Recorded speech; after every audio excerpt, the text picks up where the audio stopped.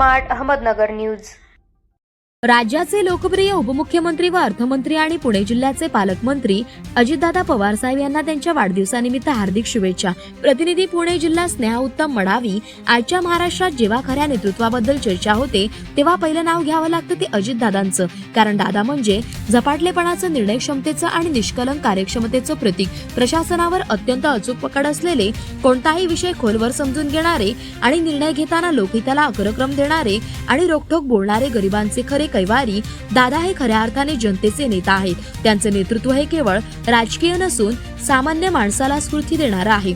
जनतेच्या अडचणींवर तोडगा काढण्यासाठी झटणारे, प्रत्येक समस्येकडे गांभीर्याने पाहणारे आणि माणुसकीचा गहिरा स्पर्श असलेले दादा आज कोट्यवधी जनतेचा आधार, विश्वास आणि बळ बनले आहेत। खेड तालुक्यात सुद्धा अशाच एका नेतृत्वाची प्रतिमा दिसते, ती म्हणजे आमचे मार्गदर्शक माजी आमदार दिलीप अण्णा मोहिते पाटील। अजितदादांना आपले प्रेरणास्थान मानणाऱ्या अण्णांच्या नेतृत्व शैलीतही तोच झपाटलेपणा, तीच लोकांसाठीची धडपड आणि जनतेशी असलेली नाळ जाणवते। त्यामुळेच आम्ही त्यांना कार्यसम्राट ही उपाधी देतो। पद असो वा नसो, अण्णा नेहमीच लोकांसाठी झटत राहतात। हीच त्यांच्या कार्यनेतृत्वाची आणि कार्यकर्तृत्वाची खरी ओळख आहे। सप्तरंग कलेक्शन आणि सप्तरंग मिसळ हाऊस या आमच्या व्यावसायिक उपक्रमाच्या उद्घाटनाला स्वतः राज्याचे उपमुख्यमंत्री अजितदादा उपस्थित राहिले। ही आमच्यासाठी अभिमानास्पद आणि संस्मरणीय बाब ठरली। एक तरुण उद्योजक म्हणून मला आणि माझ्या पत्नीला अश्विनी पाचारणे यांना दादांकडून मिळालेली ही प्रोत्साहनाची ऊर्जा आजही प्रेरणा देते। दादांची शिस्त जितकी ठाम तितकीच त्यांची माणुसकी अपार। उद्घाटनाच्या दिवशी दादांनी हसत म्हटलं, अरे बाबा, सप्तरंग मिसळ हाऊसचे उद्घाटन झालं, पण मला काही मिसळ खायला मिळाली नाही बुवा। या मिश्किल वाक्याने सगळं वातावरण हलकं फुलकं होऊन सर्वीकडे हास्य कल्लोळ झालं। ही दादांची खासियत प्रेमळ, हसतमुख आणि सर्वांशी सहज संवाद साधणारे नेतृत्व।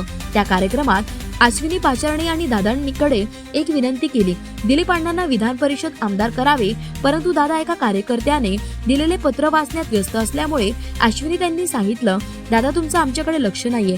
त्यावेळेस त्यावर दादांनी आपल्या खास शैलीत आणि हळूवार भाषेत उत्तर दिलं, हो हो, माझं लक्ष आहे, आणि मान हलवली।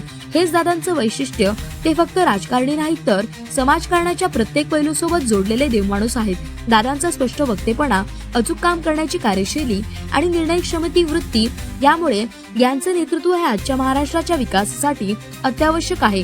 म्हणूनच आम्हा लाखो कार्यकर्त्यांची एकच इच्छा आहे, अजितदादा पवार हे महाराष्ट्राचे मुख्यमंत्री व्हावेत। आज त्यांच्या वाढदिवसानिमित्त आम्ही परमेश्वराकडे एकच प्रार्थना करतो, आपल्याला उत्तम आरोग्य, दीर्घायुष्य लाभो, आपली लोकसेवेची भावना अधिकाधिक दृढ होत जाओ, आपलं नेतृत्व आम्हाला नेहमीच मार्गदर्शन करत राहो, आपण अशीच निस्वार्थपणे महाराष्ट्राच्या विकासासाठी झटत राहावं, हीच सदिच्छा।